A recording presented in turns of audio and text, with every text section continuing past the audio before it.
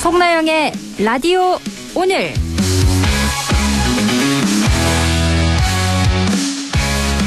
여러분 안녕하십니까? 송나영입니다. 통일교 게이트가 결국 특검의 손으로 넘어가게 됐습니다. 그동안 신중한 입장을 보이던 더불어민주당이 오늘 야권이 제안한 통일교 로비 의혹 특검을 전격 수용하기로 한 건데요. 민주당 정청래 대표는 민심의 요구라며 정면 돌파 의지를 밝혔습니다. 단순히 전재수 전 장관 의혹에 그치지 않고 지난 대선 당시 통일교의 정치 개입 의혹과 국민의힘 관련 인사들까지 모두 수사 대상에 포함하자는 무제한 특검으로 맞불을 놓은 건데요. 국민의힘과 개혁신당 역시 환영의 뜻을 밝혔습니다. 하지만 여전히 넘어야 할 산이 많죠. 수사 범위는 어디까지인지, 누가 칼자루를 쥐게 될지 그 세부 내용에 따라 전국의 향방이 달라질 수 있기 때문입니다. 통일교 특검, 종교와 정치의 부적절한 밀월을 끊는 확실한 계기로 삼아야겠습니다. 안동문화방송 라디오 오늘 광고 듣고 시작합니다.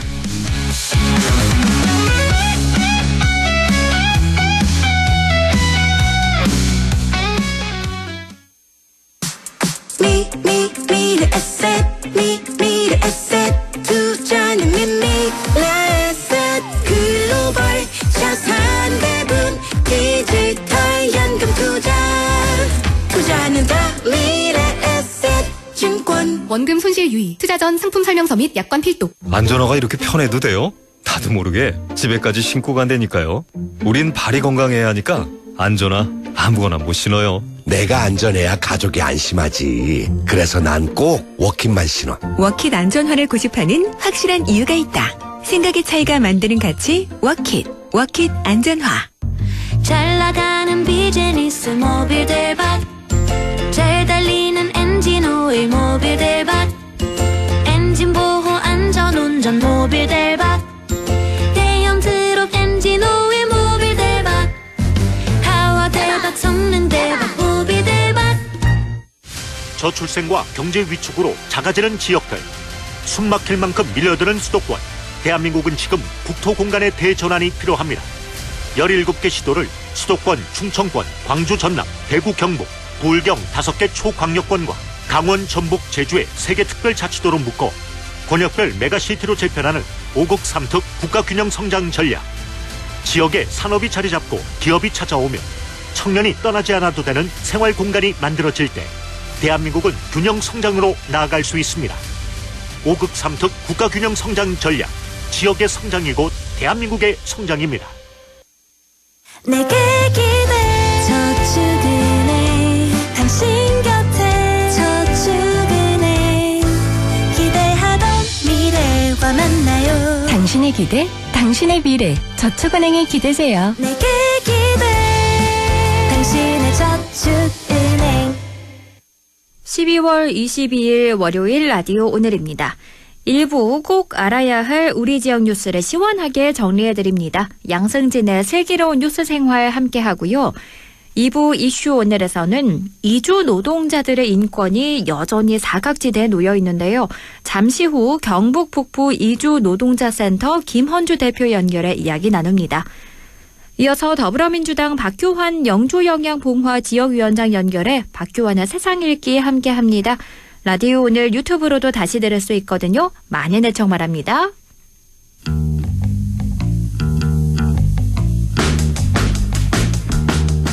양승진의 슬기로운 뉴스 생활, 꼭 알아야 할 우리 지역 뉴스를 시원하게 정리해드립니다. 대구 경북 신공항이요. 지난 2020년 7월 말 당시 경북 군위군 소보면 그리고 의성군 비안면 공동 후보지로 이전이 확정됐습니다. 당시에도 단독 후보지인 우보면이 있었던 군위군의 거센 반대로 후보지 선정에 어려움을 겪기도 했고요. 또 이전지가 확정된 이후에도 진통이 이어지기도 했는데요. 그런데 지난 19일이었죠. 이전지 확정 이후 약 5년 만에 국토교통부가 대구 경북 신공항 민간공항 이전과 관련된 기본계획을 고시했습니다. 오늘 이 이야기 나눠볼 텐데요. 매일신문 양승진 기자 연결합니다. 안녕하세요. 네, 안녕하세요. 네, 먼저 길었습니다. TK 신공항 민간공항 이전 계획이 지난 19일에 드디어 고시가 됐어요. 네, 대구국제공항을 대체하는 대구 경북 신공항 민간공항 기본계획이 확정이 됐습니다. 네. 이전지 확정 이후로는 약 5년, 또 추진 방식을 놓고 논의를 시작한 지는 약 2년 만입니다. 국토교통부가 고시한 기본계획에 따르면 TK 신공항은 기존 공항 대비 7배 큰 부지에 2조 7천억 원의 국비가 투입될 예정입니다. 여객터미널 규모도 4배 정도로 커지고요. 정부는 여기에 대구 경북 광역철도를 비롯해 신설 고속도로 등 교통인프라도 함께 갖춘다는 계획을 갖고 있습니다. TK 신공항은 국내 최초로 민간공항과 군공항이 통합 이전하는 사업인데요.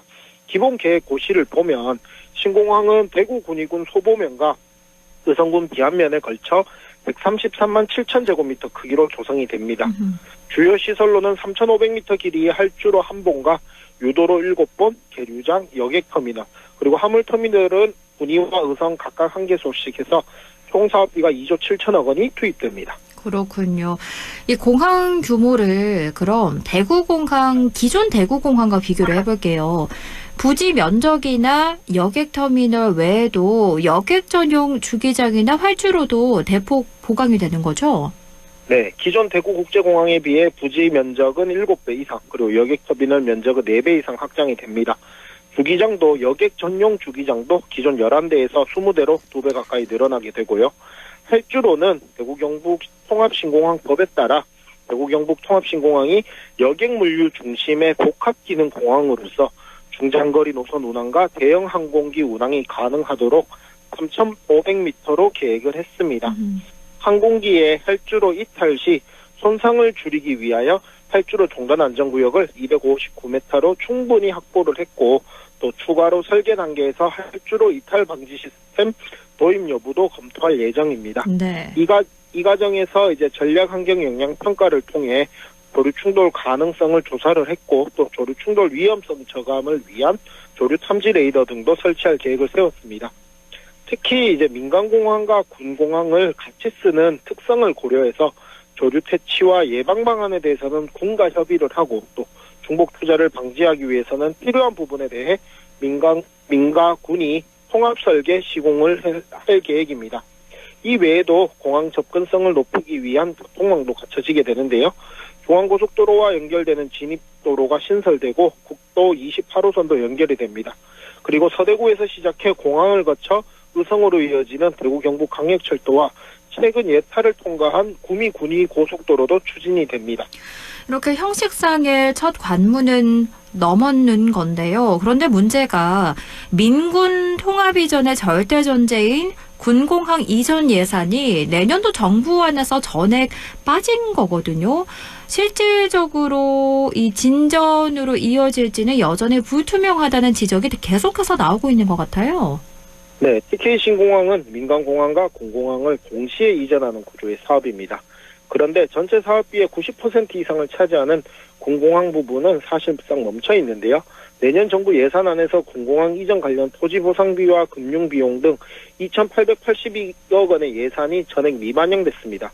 즉 군공항 사업은 재원조차 확보하지 못한 상태라고 볼 수 있습니다. 군공항 이전이 막히면 민간공항 역시 연쇄적으로 발이 묶일 수밖에 없습니다. 당장 이번 기본계획상에도 활주로는 3,500m 가운데 2,744m를 군공항 건설 사업으로 먼저 조성하고, 여기에 민간공항 활주로 연장과 계류장, 교통시설 건설이 이어지는 구조로 돼 있습니다. 군공항 설계와 보상, 착공 어느 단계도 진행하지 못한 상황에서 민간공항 기본계획 고시가 현실과 동떨어지고 있다, 이런 비판이 나오기도 합니다. 국토부는 최근 제4차 항공정책 기본계획을 발표를 하면서 TK 신공항을 물류특화 관문공항으로 육성하겠다, 이런 비전은 제시를 했지만 군공항 이전 예산의 공백을 해소할 수 있는 방안은 찾아볼 수가 없었습니다. 이 기본계획 고시가 당초 예정되던 시점보다도 1년이 늦어진 상태잖아요. 그러다 보니까 곧바로 실행 단계로 이어질 수 있을지 지역에서는 계속해서 우려가 나올 수밖에 없는 대목인 것 같거든요. 고시까지 1년 가까이 걸린 과정과 또 여전히 멈춰선 군공항 이전 현실을 감안을 하면 이번 결정이 곧바로 실행 단계로 이어질지는 미지수라는 평가가 나오고 있습니다. 네. 기본 계획은 지난해 말이나 올해 초 고시가 예상이 됐는데 의성 화물터미널 설치 등 사업 내용 변경으로 부지 면적이 확대되고 또 발파 공사 등 추가 공정이 포함이 되면서 민간공항 사업비가 4천억 원 늘었고 고시 자체도 늦춰지게 됐습니다. 이후 한국개발연구원의 사업비 적정성 검토와 기획재정부 또 국토교통부 간 총 사업비 협의가 이어지면서 일정이 장기간 표류할 수밖에 없었습니다. 기본계획 고시가 늦어진 이유가 여러 가지가 있겠지만 그중 가장 큰 게 어떤 거였나요? 핵심 변수는 의성 화물터미널이었다 이렇게 볼 수가 있을 것 같습니다. 2023년 8월 사전 타당성 조사와 2달 후 예비 타당성 조사 면제 당시 포함되지 않았던 의성군 화물터미널을 기본계획에 반영해달라는 요청이 제기되면서 국토부는 전문가 자문단을 꾸려 필요성과 위치를 재검토해야 했습니다. 국방부, 대구시 등 관계기관 협의 끝에 이제 이를 포함하기로 결정을 했고 그 결과 총 사업비 협의가 다시 시작될 수밖에 없었습니다. 의성 화물터미널이 추가되자 기획재정부는 공항시설 규모 적정성 검토가 필요하다고 판단을 했고 한국개발연구원의 설계 적정성 검토도 이어졌습니다. 화물터미널 규모와 비용을 둘러싼 합의가 반복되면서 고시 시점이 자연스럽게 늦춰진 것인데요. 결과적으로 이번 고시는 단순한 일정 지연이 아니라 TK 신공항이 물류공항으로서의 기능을 하기 위해서 어떤 구조를 가질 것인지를 둘러싼 조정의 결과물이었다. 이렇게도 볼 수 있을 것 같습니다. 네. 이렇게 화물터미널 위치를 둘러싼 갈등이 빚어지면서 또 대구 경북 시도 간의 갈등도 빚어졌죠. 네, 의성이 요구해온 화물터미널 건립에 대해선 과도한 건설비나 항공기 이동 경로 등을 이유로 국토교통부가 난색을 표하기로 했었는데요. 이 과정에서 홍준표 전 대구시장은 화물터미널 문제가 해결되지 않을 경우엔 공항 이전을 원점에서 재검토하겠다는 이른바 컨틴저시 플랜 가동을 시사하기도 하면서 갈등이 극에 달하기도 했습니다. 이 과정에서 경상북도는 신공항 이전지 선정 과정부터 소외되어 온 의성 민심을 달래기 위해 복수의 화물터미널, 또 항공물류단지 조성 등을 위해서 노력을 했고 또 화물터미널 조성 과정에서 필요한 도로 건설 등 일부분은 도비로 충당하겠다 이런 의지도 보였습니다. 어쨌든 복수 화물터미널 설치 등 내용이 이번에 기본계획 고시에 반영된 건 긍정적으로 평가할 수 있을 것 같습니다. 결국에는 이 사업비 조달이 가장 큰 과제가 될 것 같아요. 네, 기본계획 확정이 곧바로 착공을 의미하지 않습니다. TK 신공항은 민군 통합 이전이 전제된 사업인데요. 기본계획상 할주로 3,500m 가운데 2,744m는 군공항 건설 사업으로 먼저 조성하도록 돼 있습니다. 군공항 이전이 진척되지 않으면 민간공항도 단독으로 추진할 수 없는 구조입니다. 현재 군공항 이전 사업은 재원 문제로 사실상 중단됐다고 볼 수 있는데요. 기부대 양여 방식으로 추진되는 군공항 건설 사업 규모는 11조 원 이상으로 추산이 되는데 지방도시의 부동산 여건과 또 침체된 건설 경기를 고려하면 대구시가 이를 단독으로 감당하기는 현실적으로 어려워 보입니다. 실제로 내년도 정부 예산안에는 군공항 이전 관련 국비는 전액 반영되지 않았고요. 네, 그랬죠. 경북도는 정부와 대구시, 경북도가 각각 1조 원씩 기금을 차입해서 사업을 빨리 추진하자 이런 입장인데 그런데 정부와 대구시가 아무런 움직임을 보이지 않고 있다고요. 당초 공항 계약 목표는 2030년이었습니다. 이제 올해도 열흘밖에 안 남았고요. 당장 보상부터 턱파기 공사까지 고려하면 2030년에 공항이 개항하는 것은 사실상 무리에 가깝습니다. 경상북도는 시급한 토지 보상 문제부터 해결하기 위해서 공항 후적지, 즉 지금의 대구공항과 K2 군부대 부지를 담보로 삼아서 대구시, 경상북도 정부가 사업 추진 때까지 각 1조 원 정도를 시중은행에 빌려 사업을 추진하겠다 이런 입장인데요. 공항 후적지 개발 수익을 통해 차입한 재원은 변제가 가능하고 또 정부와 지자체가 담보를 서는 만큼 기업의 참여도 가능할 것이다. 이렇게 보고 있습니다. 당장 필요한 금액이 약 15조 원 수준인데 대구공항 후적지의 자산 가치가 12조 원 이상인 점을 고려를 하면 기부대 양녀라는 사업 특성상 경북도의 주장이 설득력이 없지는 않습니다. 물론 이를 위해서는 정부나 대구시의 전향적 자세가 전제돼야 하기는 합니다.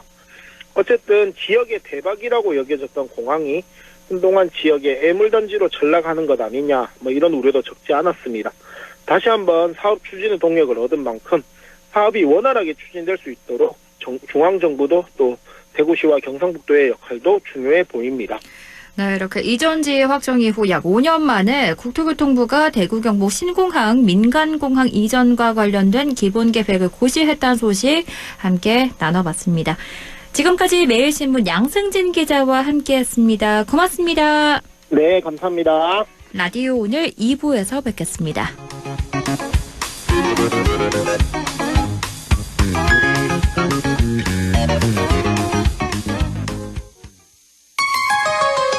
MBC 라디오 지역과 함께 성장해갈 인재를 키웁니다. 지역교육 혁신을 주도하는 안동과학대학교. 새로운 도전을 위한 성인학습자 평생 직업교육. 해외 우수인재 지역정착을 위한 명품 교육과정 혁신. 대학이 지역의 미래다. 혁신을 주도하는 안동과학대학교. 아, 땡긴다 땡겨. 매콤 새콤 달콤한 맛. 무침에는 역시 땡기네 가오리. 장례식장 등 각종 대소사 최고의 인기 메뉴 땡기네 가오리. 물이 생기지 않아 언제 어디서든 포장 배달 택배 모두 가능한 안동 땡기네 가오리. 054-852-4988. 한순간에 일어나는 금융사기 예방과 대처법 알려드립니다. 첫 번째, 매일 문자 메시지에 있는 확인되지 않은 링크는 클릭하지 마세요. 개인정보 유출의 통로가 될 수 있습니다. 두 번째, 주민등록번호, 통장 비밀번호 등 개인정보를 전달하지 마세요. 대한민국의 공공기관에서는 전화나 문자 메시지로 개인정보를 요구하지 않습니다. 세 번째, 금융사기 피해가 의심된다면 112에 신고하고 해당 은행 고객센터에 전화하세요. 해당 계좌의 지급정지를 요청할 수 있습니다. 네 번째, 금융사기 피해 금액에 대해서는 해당 은행을 방문하여 피싱사기 피해금 환급을 신청하세요. 다섯 번째, 은행의 보안 서비스를 적극 활용해주세요. 확인되지 않은 PC에서는 이체가 안 되게 하거나 해외 IP를 차단하는 등 금융사기 예방이 가능한 서비스를 이용할 수 있습니다. 한순간의 클릭으로 일어나는 금융사기 예방과 대처법을 꼭 기억해주세요.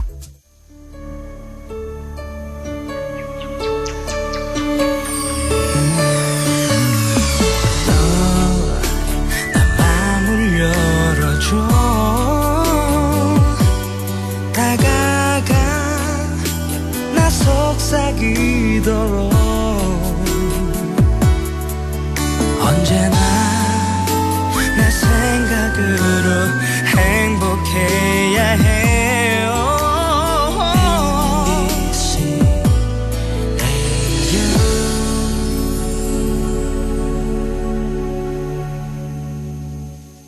100.1 MBC 라디오 6시 23분 23초 지나고 있네요. 이슈 오늘입니다. 지난 18일이 이주민들의 인권과 노동권을 돌아보는 세계 이주 노동자의 날이었습니다. 우리나라에도 이주민과 이주 노동자가 계속 늘고 있지만 이들의 인권과 노동권이 제대로 보호받지 못하는 현실이 여전히 많은 문제를 낳고 있는데요. 경북 북부 이주 노동자센터 김헌주 대표 연결해 이야기 들어봅니다. 대표님 안녕하세요. 예, 안녕하세요. 네, 지난 9일부터죠. 벌써 3주차에 접어들고 있는데요. 현재 대통령실 앞에서 농성 중인 걸로 알고 있습니다. 정확히 어떤 사건 때문에 농성을 하는 중인지 이야기부터 들어볼까요? 예, 지난 10월 28일 대구의 성수공단의 한 공장에 법무부 출입국 단속반이 미등록 이주 노동자를 단속하러 들어왔습니다. 네.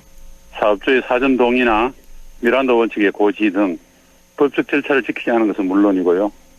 이때 단속을 피해 2층 창고 에어컨 실외기 뒤에 웅크리고 숨어서 3시간 이상을 피해 있었던 청년 이주 노동자 또 한 씨가 3층에서 떨어져 사망했습니다.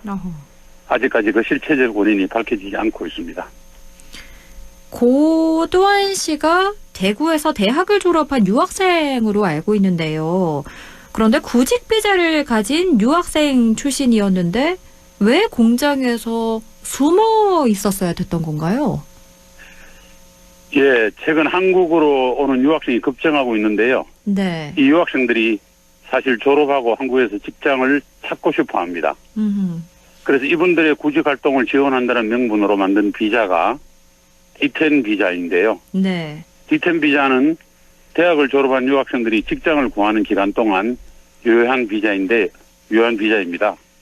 그런데 이 비자는 제조업체에서는 더 구체적으로는 뿌리 산업이라고 불리는 3D 업종에서는 일할 수 없는 비자입니다. 아, 그래요? 그런데 현실은 이와 너무 동떨어져서 네. 직장을 구할 동안에 생계를 유지하기 위해 어쩔 수 없이 제조업체에서 일하게 됩니다. 물론 그 회사 소속이 아니라 인력 파견을 전문으로 하는 업체를 통해 간접 고용 형태로 일을 하는 거지요. 그러다 출입국 단속반에 적발되면 300만 원 이상의 벌금을 내거나 체류 비자가 취소되고 강제 추방되게 됩니다. 도한 씨의 경우가 바로 이 경우였기 때문에 필사적으로 숨을 쉴 수밖에 없었습니다. 그렇군요. 단속이 주는 공포도 상당했을 텐데요. 이 도한 씨가 사망한 지 50일이 넘게 지났는데요. 그런데 여전히 정부에서는 사과나 진상규명 같은 공식적인 반응은 없는 거죠? 예, 그렇습니다. 그동안 수많은 이주 노동자들이 단속을 피하다가 공장면 절벽으로 추락해 숨지거나 공포에 못 이겨서 숨어있다가 콘테이너에서 얼어 죽거나 하는 이 비극이 반복되었습니다. 또한님은 36번째 희생자입니다. 물론 이는 확인된 숫자고요. 드러나지 않는 경우가 더 많으리라 생각합니다. 그런데 이런 경우를 우리는 미필적 고의에 의한 살인으로 규정합니다. 네. 왜냐하면 조금 전에도 언급한 36명이나 죽은 사망 사건을 통해서 알 수 있듯이 단속은 이주 노동자들을 다치게 하거나 죽게 만들 수도 있고 이를 출입국 단속반도 잘 알고 있습니다. 그래서 만약에 사고를 대비해 안전요원을 배치하는데 그 숫자가 턱없이 부족할 뿐만 아니라 그 안전요원들도 달아나는 사람을 감시하는 역할을 하는 데 그칩니다. 그래서 우리는 이런 미필적 고의의 살인이라고 할 수 있는 또한님의 사망에 대해 정부의 공식 사과, 진상규명과 책임자 처벌, 죽음을 불러오는 단속 추방의 중단 등을 요구하며 대구 출입국 앞에서 농성을 시작했고 지난 12월 9일부터는 대통령의 사과와 책임 있는 대책 마련을 요구하면서 용산 대통령실 앞에서 14일째 노숙 농성을 이어가고 있습니다. 네. 행정 집행 중 벌어진 사고라면 공식적인 사과를 해야 한다 이렇게 보신다라고 말씀해 주셨는데요. 예. 현재 정부가 매년 2, 3만 명 이상의 외국인 노동자를 단속하고 또 추방하고 있는데요. 대표님이 보시기에 지금 외국인 비자 제도가 가진 가장 큰 문제점은 어떤 거라 보시나요? 예, 비자 제도의 문제점은 끝이 없는데요. 네, 한두 개가 아니겠죠. 노동하는 사람들과 관련되어서 이 일을 관장하는 부서는 고용노동부입니다. 네. 그런데 이분들이 외국인이기 때문에 비자를 발급받아야 합니다. 그래서 법무부가 온갖 비자를 만듭니다. 그 종류를 세분하면 무려 260가지입니다. 이 일을 20년 넘게 하고 있는 저도 그 비자 종류를 다 알지 못합니다. 네. 문제는 이 260개의 비자가 260개의 신분을 만들고 조금만 삐끗하면 비자를 박탈당하고 미등록 처리자가 된다는 거지요. 특히 일하는 모든 이주 노동자들이 사업장 변경이 원칙적으로 금지되어 있기 때문에 그 누구도 마음대로 직장을 옮길 수 없고 임의로 직장을 그만두면 바로 미등록 노동자가 되는 겁니다. 네. 그래서 이 복잡다단한 비자 제도를 단순화해야 됩니다. 목적별로 10개 미만의 비자만 있으면 충분히 출입국 업무에 지장이 없다고 생각합니다. 260가지 비자가 260개의 신분을 만들고 있는데 10개 미만으로도 충분하다 이렇게 보신다는 건데 그리고 또 한 가지가 단기 순환형 체계로 설계된 이주 노동자 정책이 필요하다 이런 입장을 가지고 계시더라고요. 예, 그렇습니다. 그것도 바로 지금 우리가 대통령 집무실 앞에서 노숙 농성을 하면서 요구하는 겁니다. 네. 앞에서 말한 이런 잘못된 비자 제도로 본인이 책임이 아닌데도 비자를 상실한 미등록 노동자들에게 안정적인 체류가 가능하도록 체류권을 보장하는 정책으로서의 전환이 절실히 필요합니다. 네. 아까 말씀하신 단기 순환 로테이션이 우리나라의 기본적인 정책이기 때문에 네. 어쨌든 거칠게 표현하면 서다버리는 정책인 거죠. 그래서 이분들을 안정적으로 체류할 수 있도록 여러 가지 노력을 해야 되는데 고용노동부와 법무부의 뭐 서로 삐끗삐끗하는 제도 그리고 사실 사람을 서다버리는 걸로 바라보기 때문에 문제가 발생하는 겁니다. 그렇죠. 예. 네. 그러면 이렇게 단속에서 걸린 이주 노동자의 경우에는 무조건적으로 추방하기보다는 자격 심사를 해서 재취업할 수 있게 하거나 이런 식의 양성화 과정이 필요하다 이렇게 보시겠네요. 예, 그렇죠. 어쨌든 구라파의 경우를 보더라도 설사 단속에 걸렸다 하더라도 그 단속에 걸린 사람들의 상황을 살펴서 그분들 중에서 체류할 여지가 있는 분들은 뭐 체류를 한다든가 네. 아니면 이 행정법을 어겼기 때문에 과태료를 부과한다든가 그다음에 출국 유예를 시키고 출국을 준비할 수 있는 기간을 주거나 이렇게 하면 이런 비극을 막을 수 있는데 현재의 제도는 단속되면 무조건 강제 추방되는 출국 명령만 남발하고 있습니다. 그것이 가장 큰 문제입니다. 네. 또 경북 지역 같은 경우는 농촌 지역이다 보니까 일손을 돕는 이주 노동자가 굉장히 많거든요. 또 이분들이 없다면 농사를 못 지을 정도다 이런 얘기도 하는데 대표님이 정말 많은 이주 노동자를 만날 텐데 대개 어떤 어려움을 호소하나요? 예, 뭐 하고 싶은 이야기가 정말 많지만 네. 하나만 말하겠습니다. 네. 공적 지원 체계가 없다는 겁니다. 특히 계절 노동자의 경우 이분들이 생활하면서 필요한 모든 것을 전적으로 개별 농민들에게 떠넘긴다는 거지요. 네. 농민들은 일손이 부족하기 때문에 이분들을 고용하지만 농민들도 경제적으로 가난합니다. 이럴 때 농민들에게 모든 것을 떠넘기지 말고 정부와 지자체 혹은 공적인 기관이 이주 노동자를 지원하는 시스템을 갖추어야 합니다. 또 마지막으로 아까도 말씀드렸지만은 한국의 모든 이주 노동 정책이 기본적으로 단기 순환 로테이션, 네. 즉 짧은 기간 고용하고 강제로 돌려보내는 정책인데요. 이 정책이 많은 문제를 만듭니다. 왜냐하면 이주 노동자들은 조금이라도 더 한국에서 일하고 싶어 하거든요. 네. 특히 계절 노동자는 초단기 순환 로테이션입니다. 3개월에서 5개월 만에 일합니다. 그래서 이분들이 일정 기간 일하고 나서 농가에서 고용 기간이 끝나면 다른 직종에서 일을 계속할 수 있도록 최소 1년 내지 2년이라도 체류 비자를 보장해야 됩니다. 본인이 원하면 돌아갈 수 있고 계속 일하고 싶으면 다른 데서 일할 수 있도록 뒷문을 열어둬야 하는 게 저희들의 요구입니다. 네. 지금 사리 N은 정도의 추이가 이어지고 있는데요. 어떤 요구를 정부와 관계기관이 받아들인다면 이 농성의 막이 내려질까요? 네, 우선은 가장 기본적인 요구, 즉 이 사건과 관련해서 책임 있는 관계기관의 사과입니다. 어쨌든 사람이 죽은 일이니까요. 네. 그래서 일단 사과에서 출발해서 모든 문제를 풀었으면 좋겠고요. 그리고 가능하다면 이런 비극이 왜 생겼는지 진상조사도 해야 되고 무엇보다도 바람직한 것은 아까도 말씀드렸습니다마는 단속 추방 정책이 아니라 체류권을 보장하는 정책으로 전면적으로 전환할 수 있도록 해야 된다는 말씀을 드립니다. 네.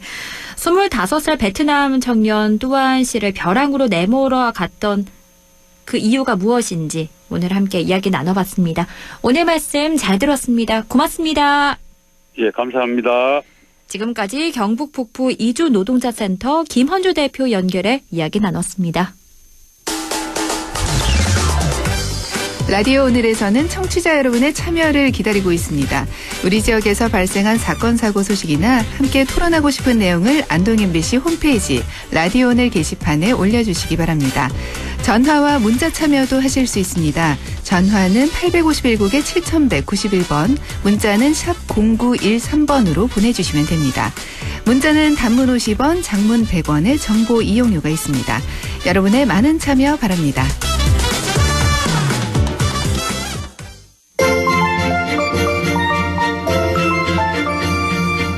박교환의 세상 읽기 더불어민주당 대변인이죠. 박교환 영주영양봉화 지역위원장과 이야기 나눕니다. 위원장님 안녕하십니까? 네, 반갑습니다. 영주영양봉화 박교환입니다. 청와대 시대가 다시 열렸습니다. 오늘부터 언론 브리핑을 청와대 춘추관에서 시작했는데요. 일단 본격적으로 이사 작업이 언제부터 시작된 건가요? 예. 지금 이사 작업은 올 12월부터는 시작이 됐고요. 네네. 그리고 지금 현재 뭐 비서진이나 실무 조직들은 대부분 다 청와대 이사 마친 상태고요. 그리고 말씀하셨듯이 오늘 이제 춘추관에서 공식 언론 브리핑 시작했고 앞으로 이제 모든 브리핑은 다 청와대에서 진행하고요. 3년 7개월 만이더라고요. 이제 용산 대통령실 시대 막 내리고 이제 청와대 시대 시작됐습니다. 네. 그리고 아마 이달 말 한 28일경쯤 그때쯤부터는 이제 대통령께서도 청와대에서 정식 직무를 시작하지 않을까 이렇게 지금 예상하고 있습니다. 그렇군요. 3년 7개월 만에 다시 청와대 시대가 열린 건데 그런데 일부 언론에서는 청와대가 가진 구조적 폐쇄성을 지적하고 있더라고요. 그러니까요. 저는 뭐 사실 그 구조적 폐쇄성을 가장 강하게 지적했던 분이 윤석열 전 대통령이잖아요. 그렇죠. 네. 그래서 청와대가 구중궁궐이다.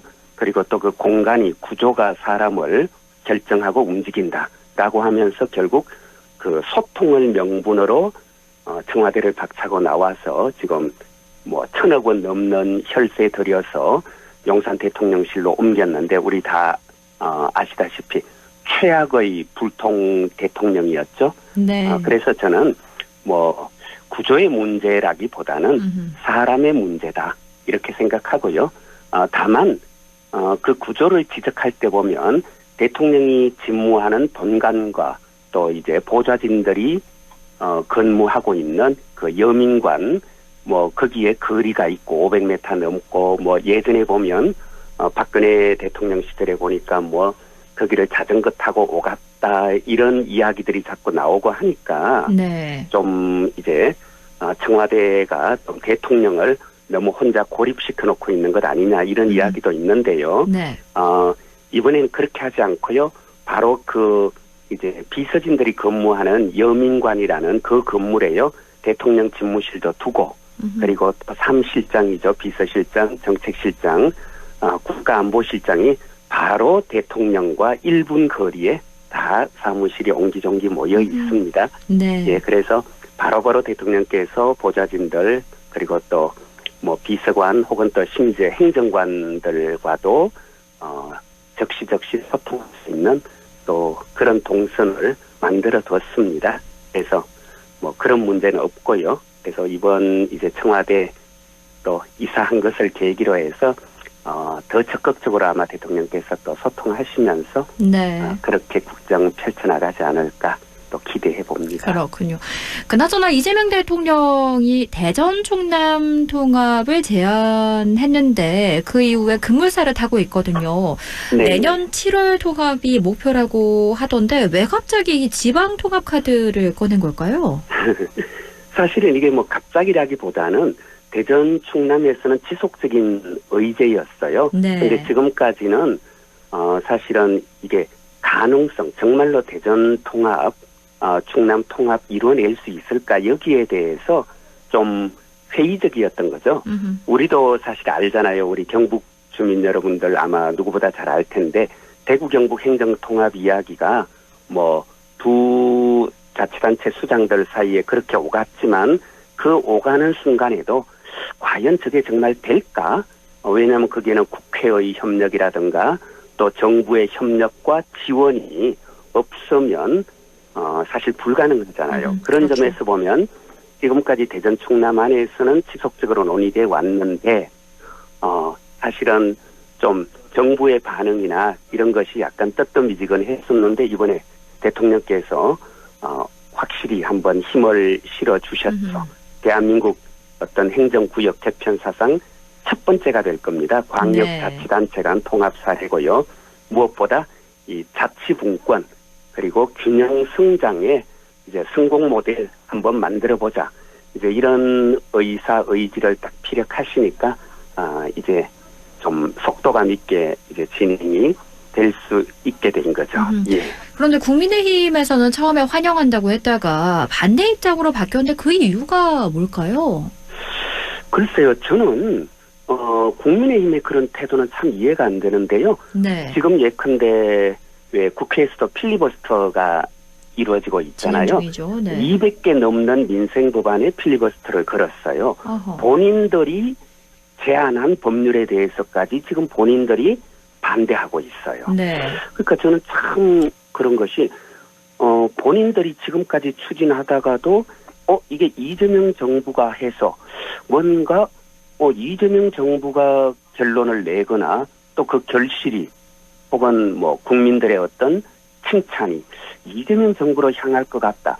그런 생각이 조금만 들면 그냥 다 반대하는 것 같아요. 네. 그래서 무턱대고 반대하고 또 이재명 정부 흠집 내기 뭐 반대를 위한 반대 그냥 이런 태도가 저는 좀 너무 강하게 나와요. 뭐 이번에 우리 경북도민들이 잘 아시겠지만 예컨대 그 농어촌 기본소득도 마지막 순간에 사실은 봉화군이 그 농어촌 기본소득 대상이 될 수 있었는데 네. 그래서 농림축산위원회 국회에서도 예산이 확보돼서 통과됐고 예결위원회로 다 갔잖아요. 그런데 그렇죠. 국민의힘이 끝까지 반대하는 바람에 결국은 봉화군이나 이쪽이 이제 기본소득 대상, 시범 대상에서 제외됐단 말이에요. 네. 그러니까 한편에서는 기본소득 해야 된다 하고 지역에서도 뭐 국회의원도 그렇고 국힘 소속 자치단체장들이나 이런 분들이 저렇게 움직이다가도 정작 민주당이 그리고 이재명 정부가 무언가를 하려고 하면 또 반대하고 그래서 정말 이런 정략적인 태도는 주민을 위해서도 그리고 나라를 위해서도 바람직스럽지 않다. 저는 좀 이런 태도는 빨리 좀 고치셨으면 좋겠어요. 이렇게 대전 충남 통합이 급물살을 타다 보니까 당연히 대구 경북 행정통합 얘기도 다시 나오고 있는데요. 지난해 경북과 대구가 공식 합의문에 서명까지 했는데 뭐 계엄령 사태도 있었고요. 지역사회 반대도 커서 추진 동력을 잃은 바 있는데요. 이 대구 경북 행정통합도 다시 추진될까요? 사실은 이 행정통합이라는 게 이게 무조건 크게 하고 두 개를 무조건 엮고 묶는다고 반드시 좋은 건 아니잖아요. 네. 그런 점에서 보면 이번에 대전 충남 통합은요. 일단 지역사회 안에서 의지가 아주 강하고요. 지역 주민들 내부의 어떤 합의 과정 이런 것들이 좀 사전에 먼저 전제된 측면도 있고 네. 그리고 또 이제 그 대전 충남 권역이 사실은 대구 경북보다는 좀 좁죠. 작은데요. 그래서 거기에 지금 R&D 연구개발 인프라라든가 요건 대전 쪽이고 또 충남이 갖고 있는 어떤 제조업 기반 이런 것들을 잘 결합해내면은 산업의 어떤 시너지도 낼 수 있고 그리고 또 대전 충남 권역을 전부 다 1시간대 생활권으로 묶음으로써 어떤 주민 편의성, 행정 효율성도 높일 수 있고 네. 이런 어떤 그 통합의 어떤 시너지 혹은 또 통합에 찬성하고 지지할 만한 그런 근거나 요소들이 대단히 명료하게 주민들에게 또 설득력 있게 제시됐는데요.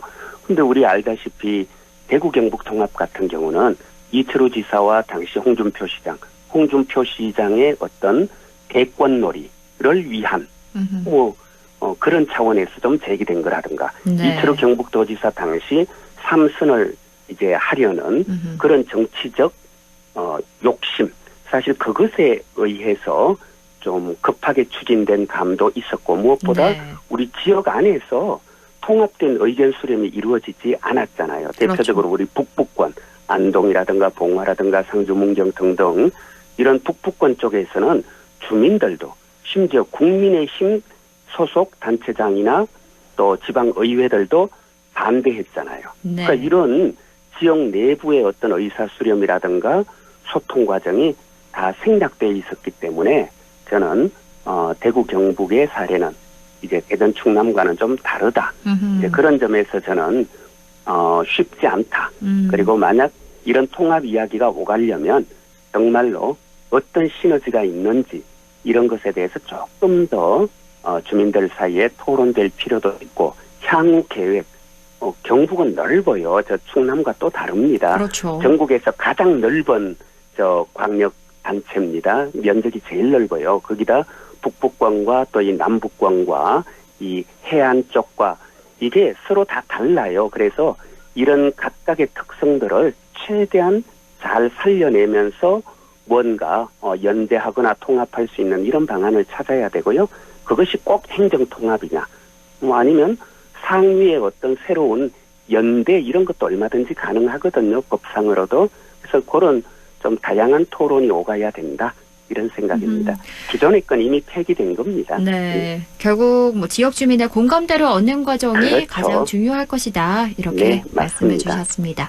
저희가 그럼 통일교 특검 얘기를 좀 해볼게요. 국민의힘과 개혁신당이 손을 잡았습니다. 그런데 원래 민주당이 통일교 특검 불가하다 이런 입장이었는데 오늘 정청래 대표가 통일교 특검 못 받을 거 없다 이렇게 말했거든요. 왜 입장이 바뀐 거죠?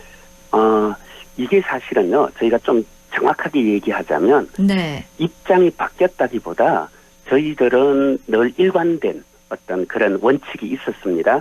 사실은 지난번에 이 통일교 관련 문제가 제기됐던 게 김건희 씨의 국정농단 사건, 선거 개입이라든가 또 네. 뇌물수수 문제라든가 이런 걸 수사하는 과정에서 통일교 쪽에서 김건희 씨에게 접촉한 것이 드러났고 그게 문제가 된 거잖아요. 네. 그러니까 그 특검 수사는 김건희 씨의 국정농단 관련 특검 수사였단 말이에요. 그래서 거기서는 그 입법 취지에 따라서 특검 수사가 이루어졌던 거고 그 와중에 또 여러 정치인들이 통일교로부터 금품을 수수했다는 의혹이 불거져 나온 거죠. 그래서 그 부분은 이제 또 경찰에서 관련 수사를 이어나가는 것 그것이 순서다 였던 것이었고요. 네. 그런데 지금 국힘 쪽에서 마치 우리 민주당이 어떤 권력형 비리라도 통일교와 짬짬이해서 저지른 것처럼 자꾸 그렇게 없는 의혹을 확대 재생산하고 있는 거죠. 그래서 그러면은 우리 원하는 대로 특검하자. 저희들의 생각에는 이건 사실은 경찰에서 수사하는 것이 맞지만 네. 야당이 그렇게 원한다면 그러면 특검 못할 이유 없다. 그런 입장인 거죠. 국민의힘과 개혁신당은 제3자 추천 방식에 합의했는데 민주당도 동의하는 건가요? 그거는 이제 서로 협상을 해봐야겠죠. 네. 그리고 지금 저쪽에서는 특검을 마치 우리 민주당만을 겨냥한 특검해야 될 것처럼 또 이야기하고 있는데 사실은 아시다시피 지금 처음에 이 문제가 불거진 것 자체가요. 사실은 통일교에서 지난 대선 과정 그러니까 윤석열 대통령이 당선되었던 그 2022년 선거 과정에서 적극적으로 윤석열 대통령을 밀었고 그리고 그런 녹음 녹취 다 나왔잖아요. 청와대 보좌진 윤석열 대통령의 보좌진에 통일교 인사를 집어넣는 것 그것을 목표로 해서 일사불란하게 심지어 한학자 총재가 성심 한학자 총재의 그 거룩한 마음 성심에 따라서 모든 통일교 조직이 하나같이 움직여서 사실상 캐스팅 보트 역할을 했죠. 20만 표 차이밖에 안 나는 그 선거에서 윤석열 당선에 1등 공신이 되어줬고 그리고 그 뒤에 이제 사실은 본성 이제 청탁이라든가 이런 것들이 또 오갔단 말이에요. 네. 그런 점에서 본다면 통일교 사건의 본질은요. 정교 유착인 거죠. 그래서 저희는 그런 정교 유착의 어떤 실체도 다 규명해내고 그 과정에서 돈 받은 사람 여든 야든 상관없이 모든 사람이 다 수사돼야 되는 것이죠. 거기서 특정 정당만 수사하자 이런 건 있을 수 없고요. 그래서 저희는 이번 기회에 여든 야든 상관없이 이런 정교 유착의 실체와 뿌리를 완전히 한번 밝혀내고 책임 있는 사람 다 책임 묻는 이런 어떤 풍토 한번 만들었으면 좋겠고요. 그 과정에서 필요하다면 저희는 3자 추천도 당연히 민주당도 받아들일 수 있죠. 뭐 네. 예컨대 대한변호사협회든 또 뭐 법학교수 협회든 로스쿨 뭐 어떤 협의회든 이런 3자 추천을 통해서 특별검사 뭐 얼마든지 선임할 수 있다고 봅니다. 다만 그것은 이제 협상 혹은 협의의 과정을 통해서 결정해야 될 문제죠. 네. 이렇게 통일교 특검 이야기까지 함께 이야기 나눴습니다. 지금까지 더불어민주당 대변인이죠. 박효환 영주영양봉화 지역위원장과 함께했습니다. 고맙습니다. 네, 고맙습니다.